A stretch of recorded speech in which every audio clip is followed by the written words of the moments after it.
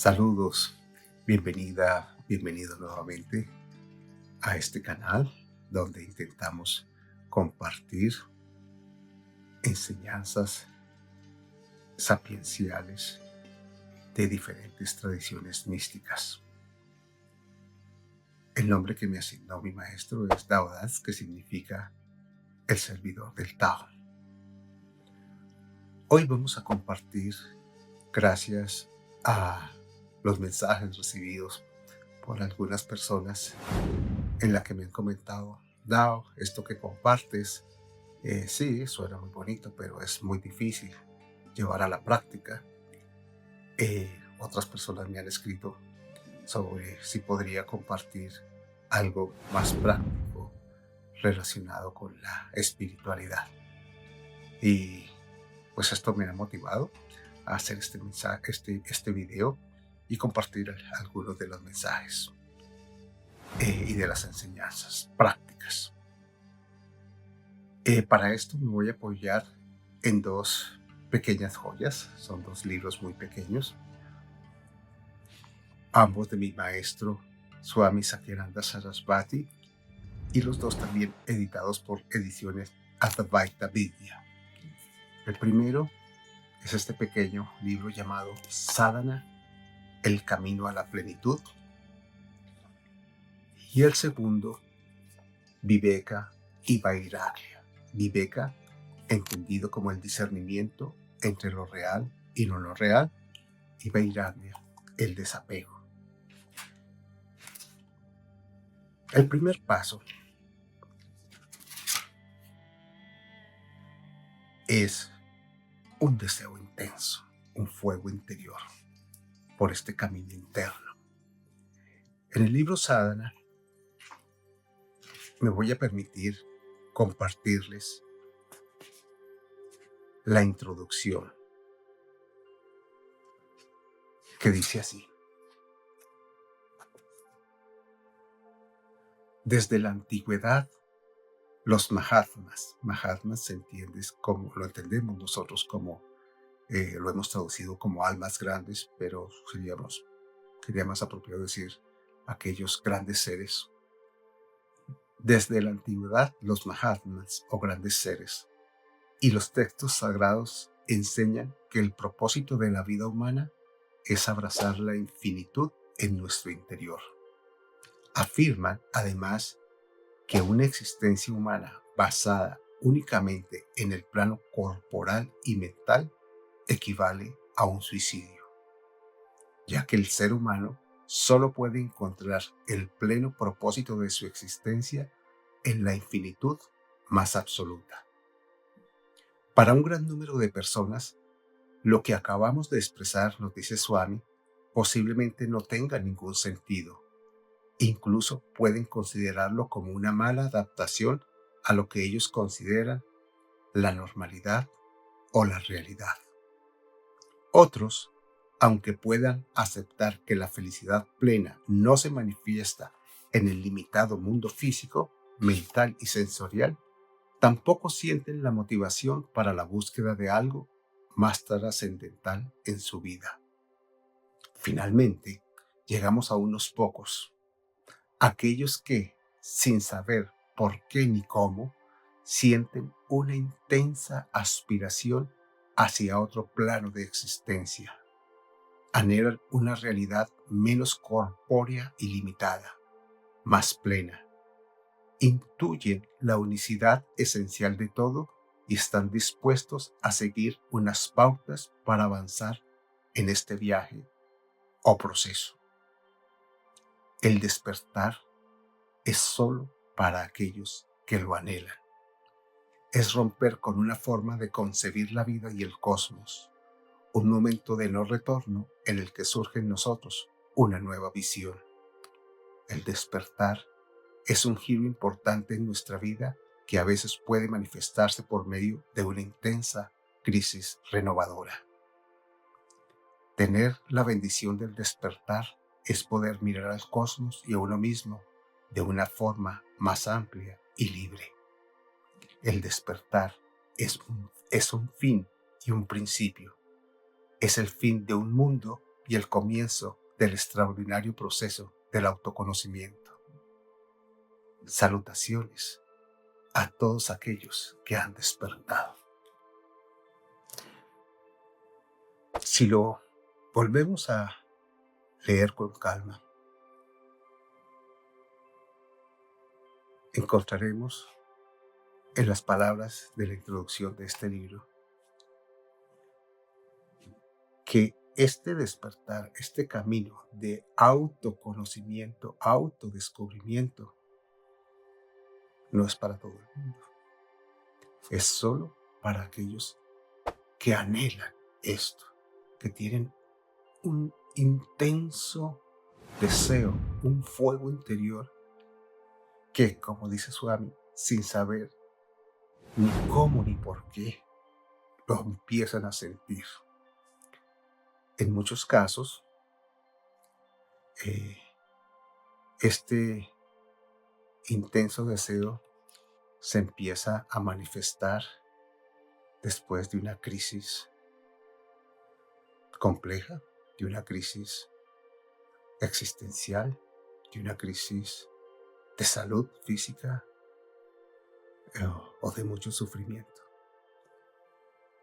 Y por una razón inexplicable, después de esas crisis, la persona empieza a sentir y a darse cuenta y a percibir que hay algo más allá de este cuerpo, de esta mente, de estas circunstancias, de este nombre y forma, de este mundo o de este humano que me creo ser.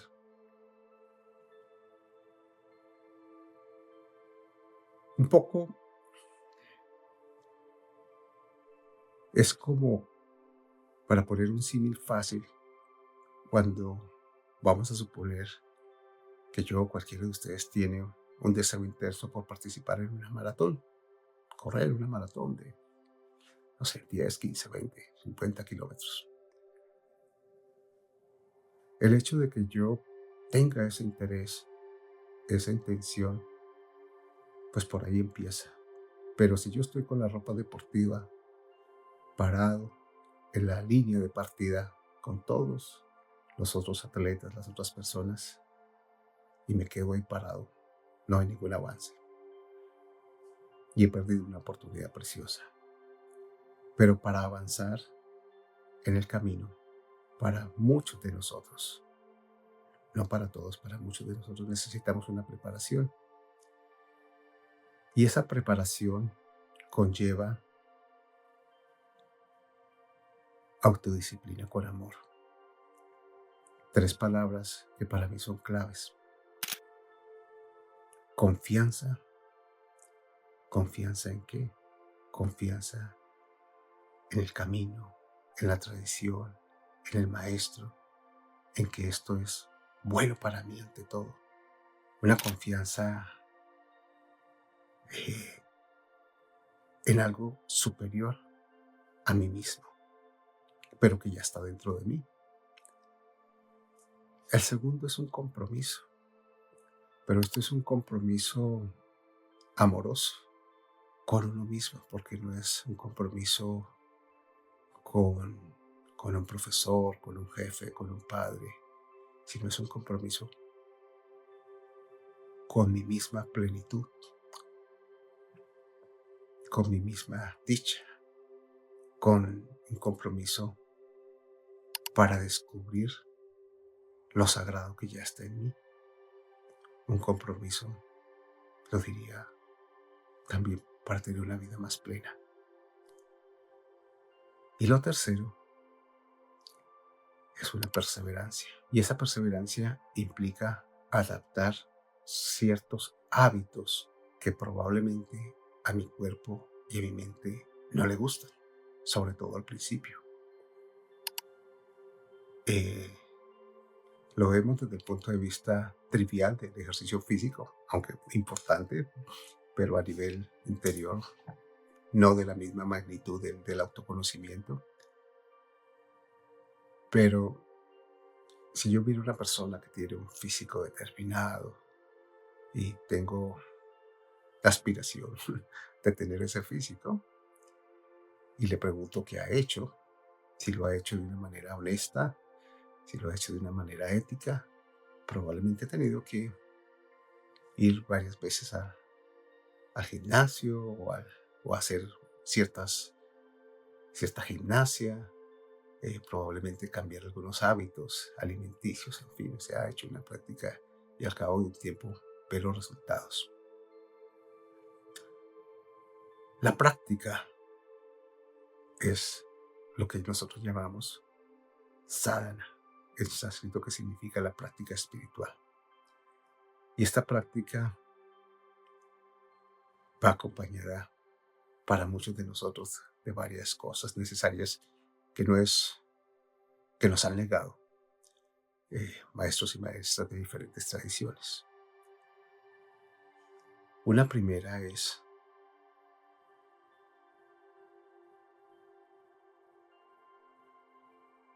intentar empezar el camino a través del aquietamiento físico y el silencio mental, lo que muchos conocen como meditación. Para esto es muy importante apoyarnos, usar las herramientas que nos han dejado y nos han legado estos maestros y maestras. Lo primero, encontrar un lugar que sea lo más sagrado posible, donde esté alejado de distracciones, de ruidos, de personas, de interrupciones, donde me pueda sentar, si es posible, con las piernas cruzadas en el piso. Para no todos es posible, pero si no nos es posible, estar sentados en silencio en una silla con la espalda recta y destinar ese sitio y un horario ideal al menos 2 veces por día. Ideal empezar al menos en 10, ir avanzando 15, 20, 30, una hora, donde yo pueda estar en absoluto silencio, con los ojos quizás un poco cerrados, con la atención puesta, con la concentración puesta en el aquí y el ahora. Y veremos cómo tanto el cuerpo como la mente quieren sacarnos de ahí. El cuerpo desde el punto de vista de las incomodidades, quizás nunca me había rascado por acá, pero ahora me rasca. Quizás siento un dolorcito en alguna parte del cuerpo, porque el cuerpo no está acostumbrado, el cuerpo está acostumbrado a que únicamente está quieto, y eso cuando está durmiendo. Esa es una parte, pero también nos dicen los maestros y maestras que esa quietud del cuerpo debe ser sin forzar demasiado. Muy difícil entrar en procesos de concentración, de contemplación, cuando hay un dolor fuerte. Entonces buscar una posición cómoda,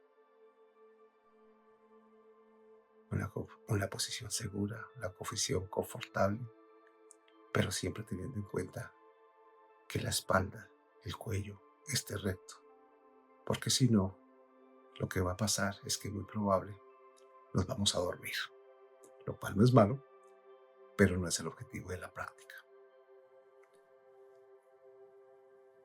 Después de instaurar un poco este proceso de tener un hábito, de sentarme en silencio en un lugar limpio, en un lugar sagrado, en un lugar que es el mío, que es mi espacio, si es posible.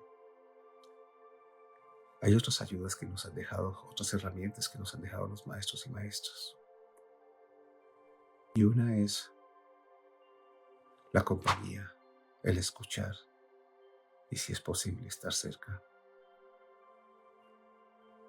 de Mahatmas. Mahatmas nosotros lo hemos traducido como almas grandes. pero más allá son seres grandes. Hoy con las ayudas de los videos, de las conferencias y todo eso están también disponibles, pero sí es posible tratar de estar cerca físicamente de uno de estos maestros o maestras que son absolutamente coherentes entre lo que predican y lo que hacen. Cuando uno observa la vida de un verdadero Mahatma, ve absoluta coherencia, pero también habitualmente no ve fanatismo, no ve soberbia, no ve arrogancia, ve en ellos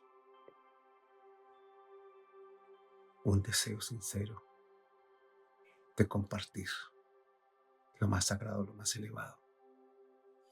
Por supuesto que si estás escuchando este video, probablemente todos tengamos inclinaciones por una u otra tradición donde nos sentimos cómodos, y estar cerca del maestro de nuestra tradición o la maestra es muy importante. Una tercera herramienta sería la lectura de textos sagrados, de textos que me eleven, de textos que van más allá de este bombardeo de información comercial y de marketing y de malas noticias, de miedo al que nos vemos sometidos. Cuando leemos estos textos con atención, con concentración, en nuestra mente se empieza a producir algunos cambios muy importantes.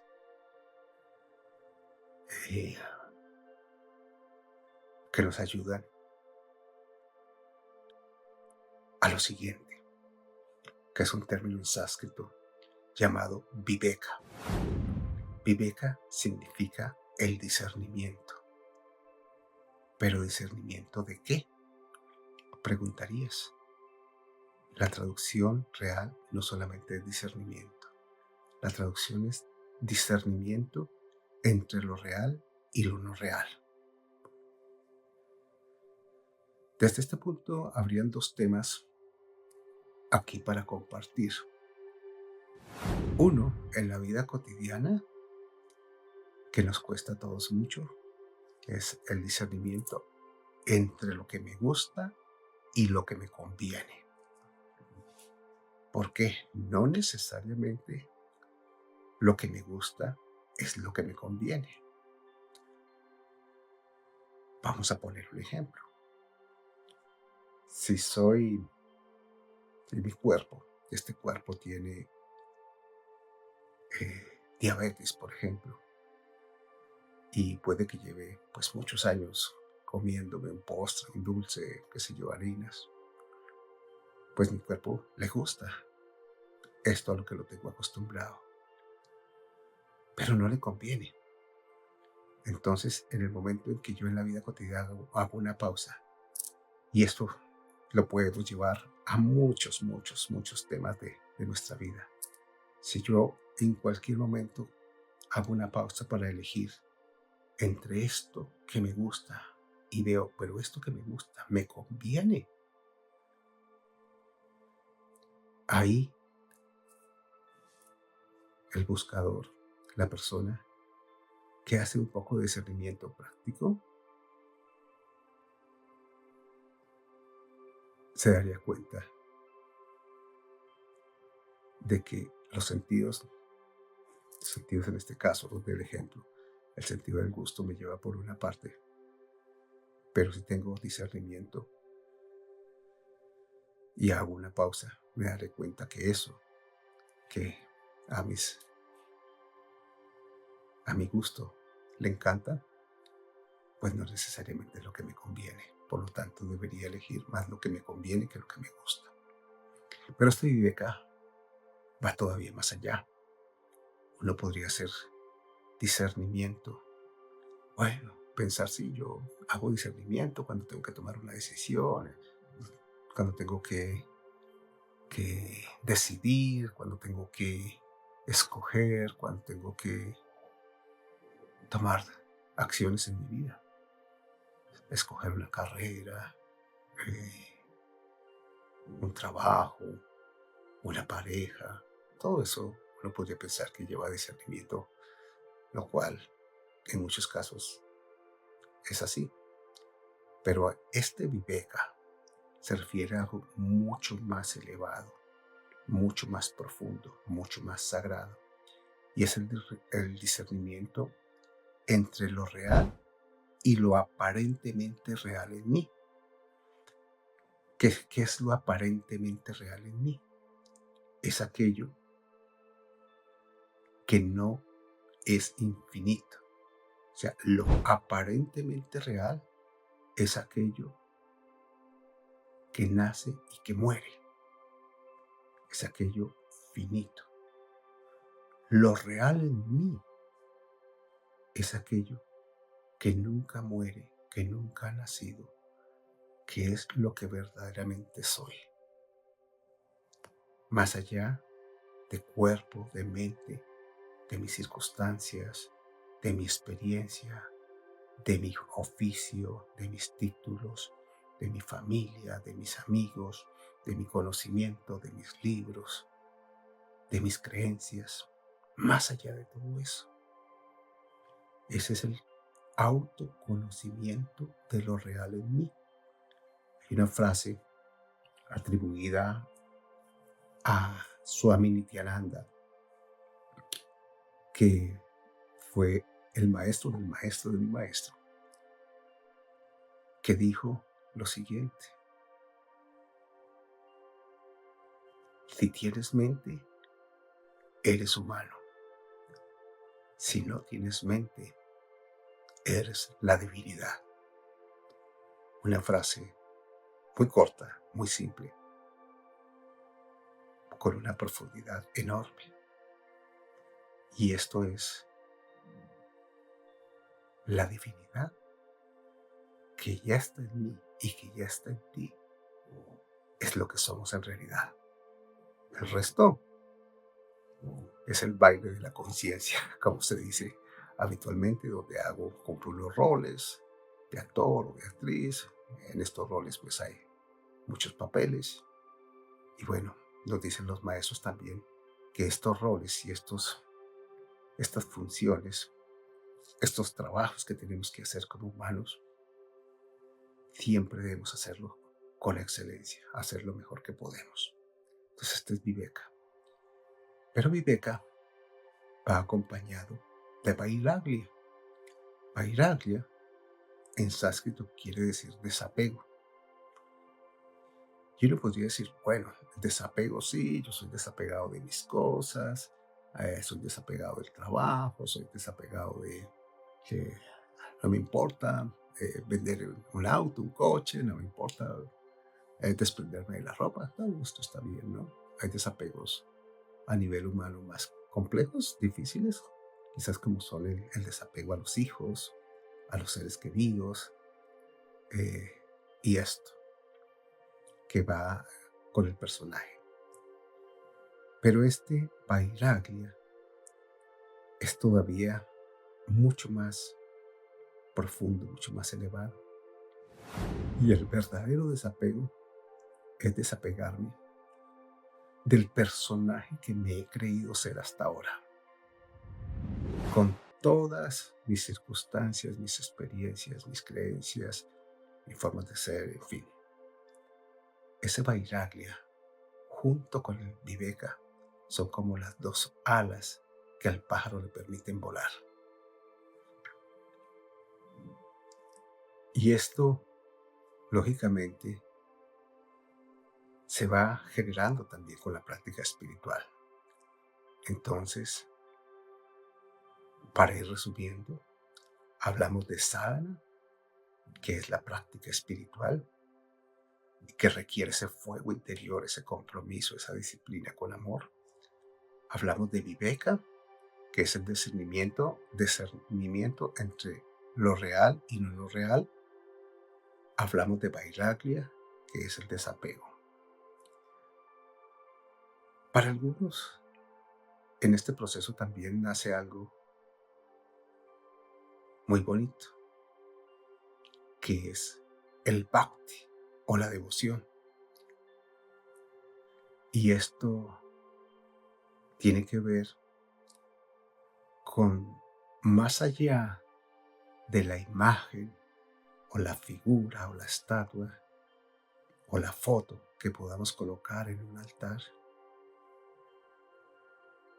Esta devoción en la cual muchos usamos esa figura, esa imagen que nos inspira, que nos eleva, es una devoción hacia mi propia divinidad, hacia lo más elevado en mí y en ti y en todos. Y algunas gotas de humildad para pedir, para agradecer a eso que ya está en mí, que puede estar representado en una figura. Pedir y agradecer por la inmensa fortuna, primero, de estar en un cuerpo humano y segundo, de disfrutar esta vida con todos sus subes y bajes, con todos sus inconvenientes y con todos sus desafíos y con todas sus circunstancias. Pero también a esa imagen, que es mucho más que la imagen, también le pedimos que nos ayude con su luz en el camino. Entonces, para ir recordando, sadhana, práctica espiritual; viveka, discernimiento entre lo real y lo no real; vairagya, desapego; bhakti, devoción;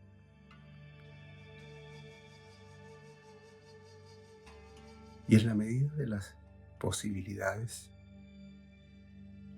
también acercarnos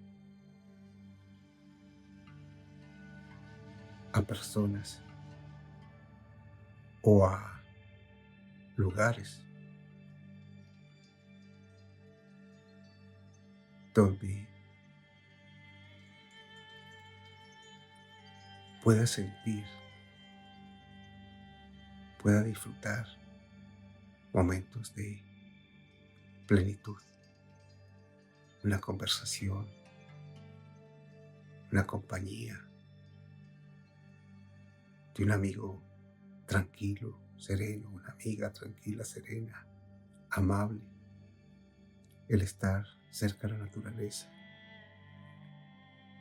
el sentir sin tanto ruido con que el mundo nos bombardea constantemente. El sentir esos instantes de paz también ayuda muchísimo. Ahora bien, si no es el momento, cada uno lo sabe, pero el momento es siempre, o la mente siempre quiere buscar excusas y cosas que son más prioritarias. Sin embargo, nos dicen los maestros y maestras de varias tradiciones que también todo depende de nuestras circunstancias, que son diferentes en todos, pero primordialmente del estado de nuestra mente. Entonces, una mente serena, una mente tranquila, una mente, como se dice en sánscrito, una mente sátvica, una mente que ha trabajado mucho, no en el trabajo humano, sino en el trabajo interior, una mente acallada,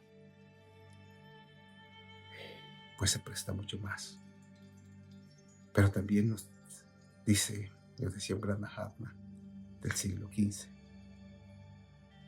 primero el estómago y después Dios, significando con esto que no podemos perder nuestra perspectiva humana y que por tanto, para avanzar en este camino espiritual, es importante que tengamos solucionadas o que estemos concentrados, atentos, excelentes en nuestra supervivencia. Supervivencia, los medios para tener comida, salud, abrigo, refugio. Esto es muy importante. Idealmente, la práctica espiritual no debería ser cuando ya tenemos una edad avanzada como el que habla, debería ser siempre. En la medida en que,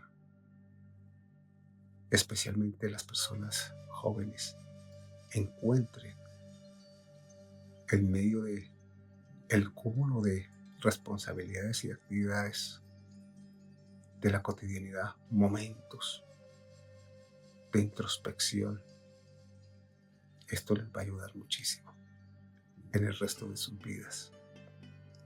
Y los que ya tenemos pues una juventud acumulada grande, que estamos o ya retirados en el proceso de retiro de la actividad laboral, profesional, pues si hemos llegado hasta acá, es una gran oportunidad también para descansar en nuestro ser, en lo que somos, en lo que siempre hemos sido, en lo que somos hoy y lo que seremos siempre.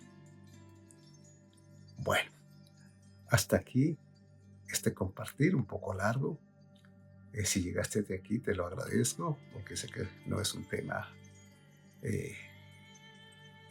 agradable o atractivo para todo el mundo, pero si has llegado hasta acá, te lo agradezco. Si te gustó el video, te invito a que le des like, lo compartas, te suscribas al canal porque nos ayuda mucho a seguir compartiendo.